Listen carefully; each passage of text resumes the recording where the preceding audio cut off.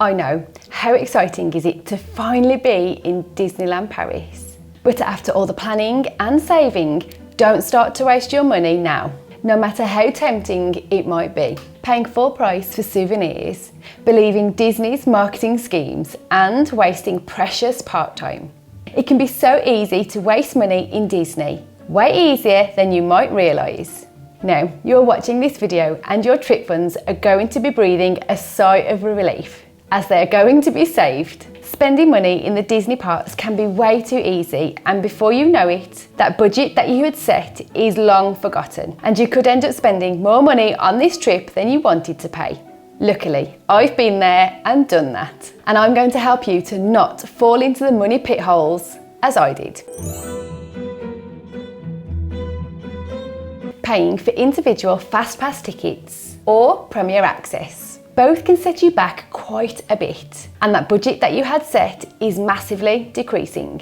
Don't get me wrong, both of these options that Disneyland Paris offer you to skip over the lines for most rides and shows is a really great thing, especially on those busy park days during school holidays. And most parents will cave after standing in line for over an hour for their first ride and don't want to have to deal with the moans and whining coming from their kids again. However, instead of forking out a ton of money, you could always plan your days a little better, such as riding the rides during main meal times, when everyone else is either eating or leaving the park to eat, so make the most of the parks being slightly quieter. Or, if you're staying on site at one of the Disneyland Paris hotels, make the most of extra magic hour. Believe me, you can get so many things done within that first hour, before guests who have general day tickets are allowed into the park. Or you could watch my super handy video on how to skip the queues at Disneyland Paris, which I'll leave linked below.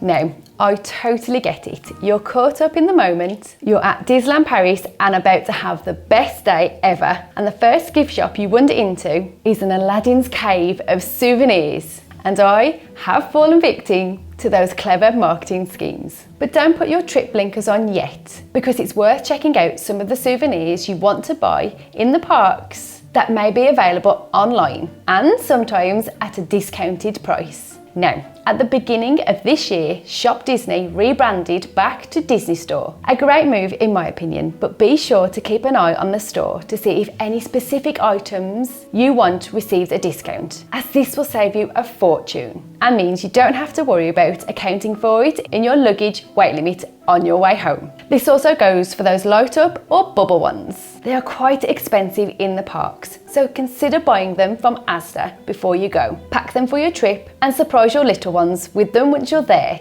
And the surprise for you is, you've saved some money. Okay, so this next one covers a few topics, and that is the eyes are too big issue. And this definitely applies to more than just food. So this first one may seem like a really good idea, and that is to buy the photo pass for around €75 before you go. It may seem like a really great deal getting all of your photos taken on the rides, with the characters, and at specific locations around the park. But if you end up only keeping a couple of the ride photos as you don't like the rest, or just forget to have them added to your PhotoPass account, you will probably be better off buying the individual photos instead, as this will work out a lot cheaper. Now, character dining is a whole world of fun, and at around €90 per adult, this could seem like a really great thing to do if you plan on eating a fair amount and just don't fancy waiting in line to meet individual characters, and instead have them come up to you. But that ideal image you had in your head when you booked, it may get thrown out of the window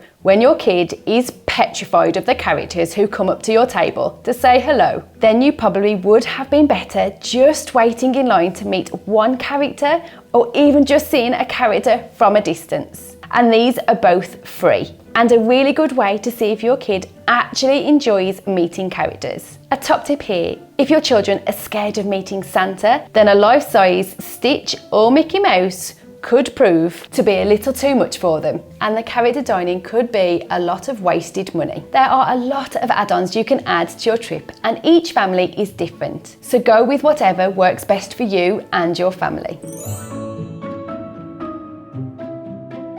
Now this next one is a question that I get asked quite a lot, and that is if the meal plans are worth buying, and if so, which one? It's such a useful thing when budgeting for food on your trip, as your food will be pre-paid for and you won't have to worry about it whilst you're there. You may just have to pay for additional snacks and drinks around what you've already paid for on your meal plan. It's worth doing your research on it to make sure it will be beneficial for you, and I do have a video that goes into more detail about the meal plans, which I'll also leave linked below. If used well, you will be able to get a lot out of it for your money. One of the great things we like about the meal plans is that you are automatically booked into your on-site hotel restaurant for breakfast, so at least your first meal of the day is taken care of.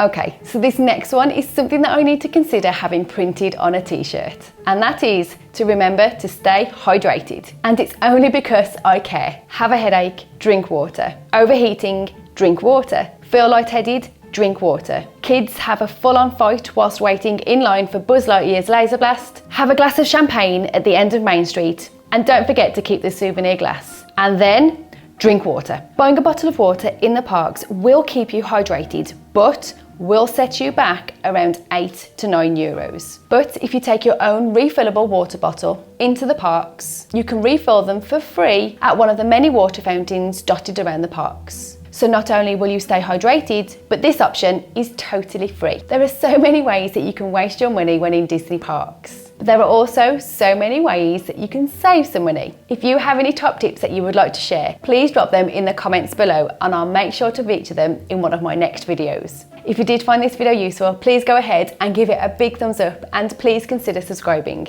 and I'll see you again soon.